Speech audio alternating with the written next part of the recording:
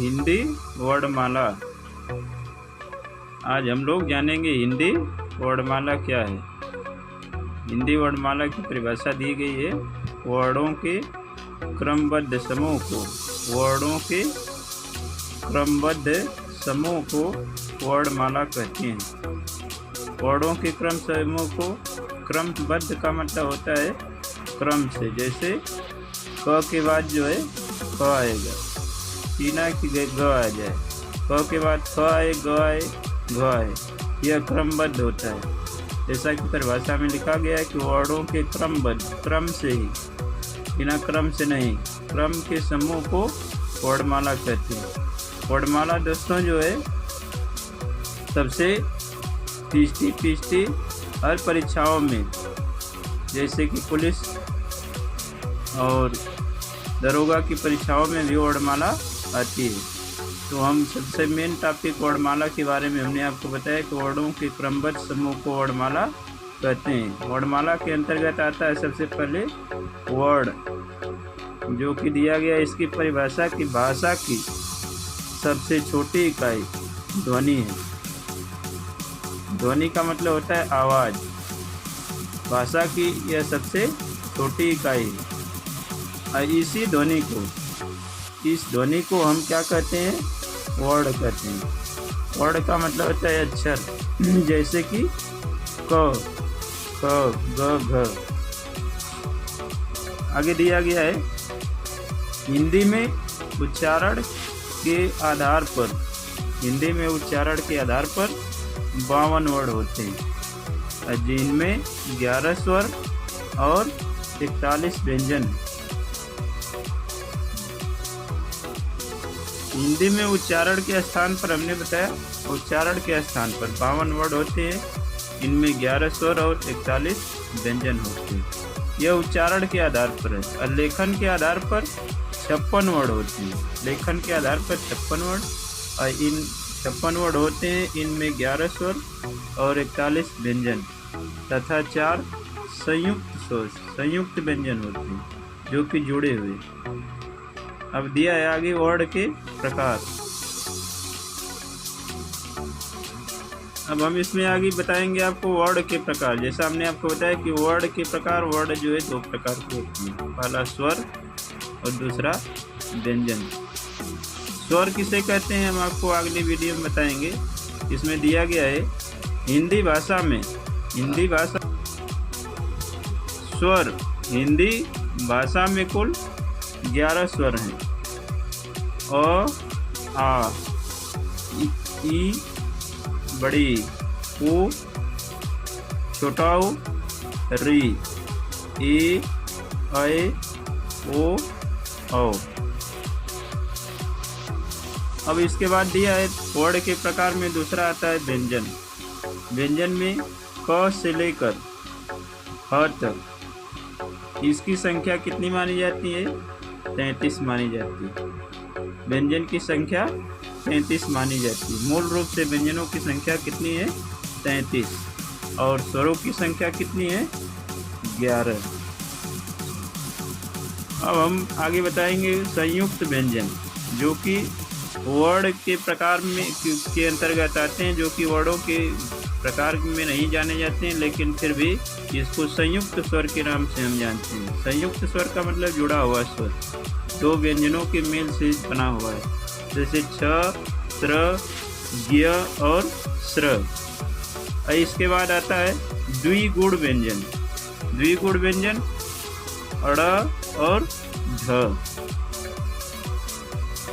चंद्रबिंदु और अनुस्वार। चंद्रबिंदु, चंद्रबिंदु और अंग। इसके बाद विसर्ग युक्त अह को हम जो है अयोगवाह के नाम से भी जानते हैं।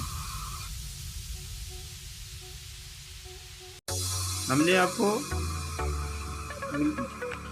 पिछले पेज पर बताया जैसा कि वर्णमाला में कुल 52 वर्ड होते हैं, कुल 52 वर्ड होते हैं, जिनमें 11 स्वर अ, आ, ई, उ, ऊ, इसके बाद आता है री, ई, ऐ, ओ और औ। इसके बाद अगले पेज पर हमने बताया था अयोगवा।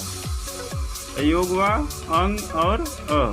अंग को अनुस्वार बोलते हैं, अनुस्वार युक्त वर्ण, और अ को विसर्ग युक्त वर्ण। इसके बाद आता है स्पर्श व्यंजन। स्पर्श व्यंजन क से म तक, क से म तक स्पर्श व्यंजन होते हैं। इनकी संख्या 25 मानी जाती है।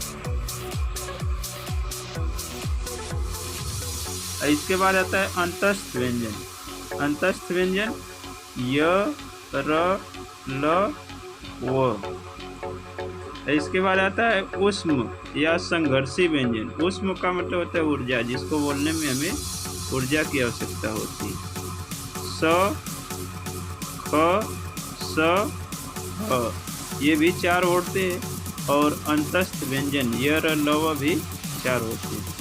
इसके बाद आता है संयुक्त व्यंजन। संयुक्त व्यंजन के बारे में हमने बताया था, जुड़े हुए 2 वर्णों के मेल से बने होते हैं। छ, त्र, ज्ञ और स्र। इसके बाद हमने अगले पेज पर बताया था द्विगुण या उक्षिप्त व्यंजन। द्विगुण और उक्षिप्त व्यंजन, द्विगुण को एक उक्षिप्त व्यंजन कहा जाता है, जो कि अड़ और ढ।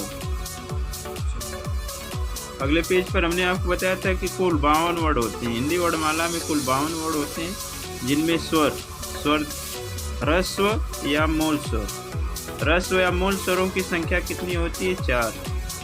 अ, छोटी, छोटा ओ, री।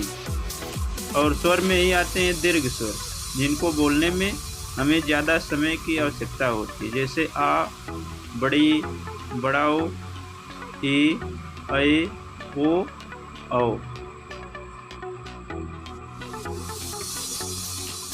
इसके बाद आता है संयुक्त स्वर। संयुक्त स्वर जुड़े हुए स्वर। संयुक्त स्वर और संयुक्त व्यंजन दोनों अलग अलग प्रकार के होते हैं। संयुक्त स्वर ए, ऐ, ओ, औ। संयुक्त स्वर को हम संधि स्वर भी कहते हैं। ये संधि में बहुत महत्वपूर्ण होता है।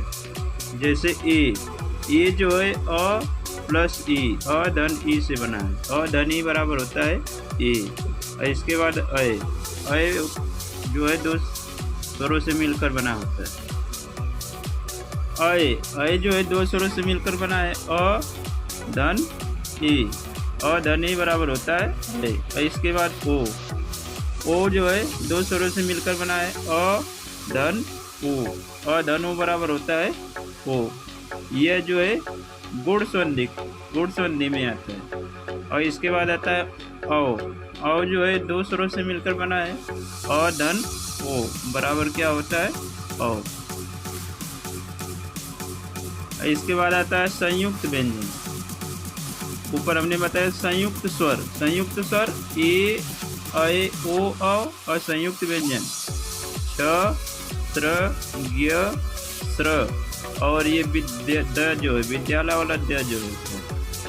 वैसे तो मूल संयुक्त व्यंजन 4 ही होते हैं। जैसे छ जो है क प्लस स, क धन स से बना है। क के नीचे हलन, यह आधा क और पूरा स।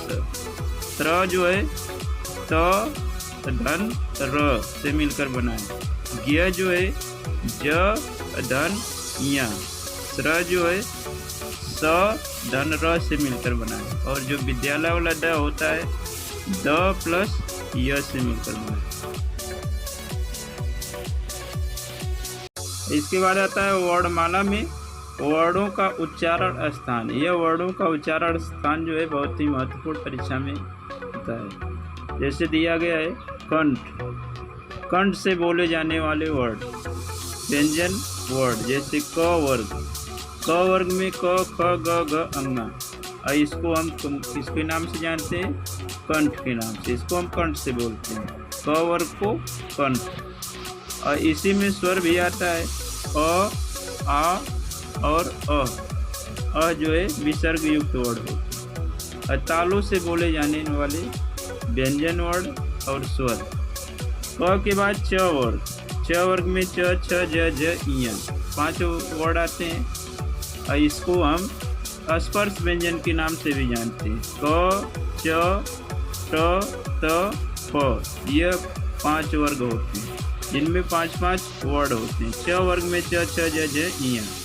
और स्वर भी तालु से बोले जाने वाले ई, बड़ी और य।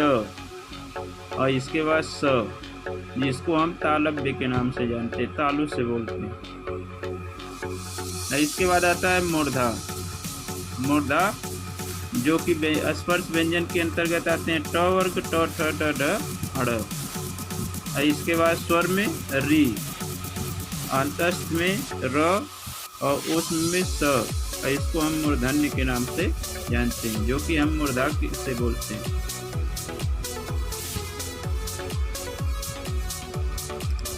अब दांत से बोले जाने वाले वर्ड स्पर्श व्यंजन हो। त, थ, द, ध, न। इसमें 5 वर्ड होते हैं जिसको हम स्पर्श व्यंजन के नाम से जानते हैं। और इसी के अंतर्गत ल आता है और छोटा स आता है, जिसको हम दंत के नाम से, दांत से हम बोलते हैं। इसके बाद आता है ओष्ठ। ओठ से बोले जाने वाले वर्ड।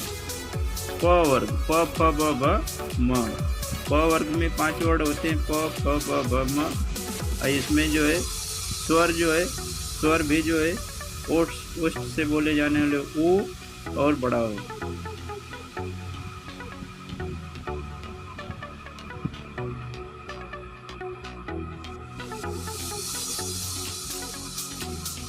इसके बाद नासिका, नाक से बोले जाने वाले वर्ड। या, म, ड़, न। इसको हम नासिका या नासिक के वर्ड के नाम से जानते हैं। कंठ तालु, कंठ और तालु से बोले जाने वाले स्वर ए, ऐ, जिसको कंठ तालव्य के नाम से हम जानते हैं। कंठ और ओठ से बोले जाने वाले स्वर ओ, औ, जिसको हम कंठोष्ठ के नाम से जानते हैं। और दंतोष्ठ, दांत से बोले जाने वाले वर्ड, जो कि वह जो है अंतस्थ में आता है। य, र, ल, व। इसको दंतोष्ठ के नाम से हम जानते हैं। और इसके बाद लास्ट में आता है स्वर यंत्र। स्वर यंत्र जो कि जिसको बोलने में हवा की आवश्यकता, वायु की आवश्यकता होती है। और जिसको हम अली चिन्ह के नाम से भी जानते हैं। दोस्तों, ऐसे ही हम आपके लिए अलग अलग वीडियो, अच्छी प्रकार की वीडियो लाते रहेंगे। यदि वीडियो पसंद आए तो वीडियो को लाइक और सब्सक्राइब करना मत भूलिएगा। अगले वीडियो में हम वर्णमाला के बारे में फिर से विस्तार से वर्णन करेंगे। और तब तक के लिए नमस्कार।